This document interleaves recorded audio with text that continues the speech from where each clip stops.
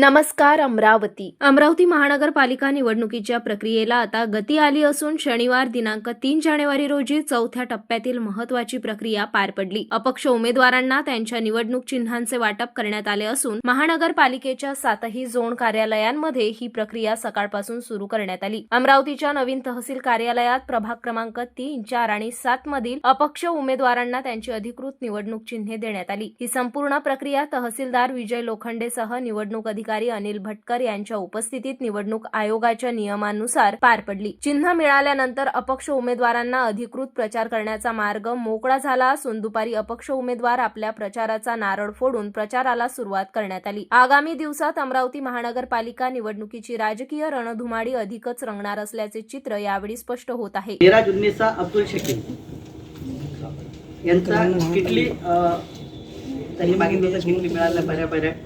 दुसरा पर्याय त्यांचा दूरदर्शन संच आहे आणि दूरदर्शन संच यांचा आहे आणि याच 5 पैकी आदिल अहमद मोहम्मद आपला शेख इम्रान शेख अब्दुल्ला यांचा सुद्धा दुसरा पर्याय हा दूरदर्शन संच आहे।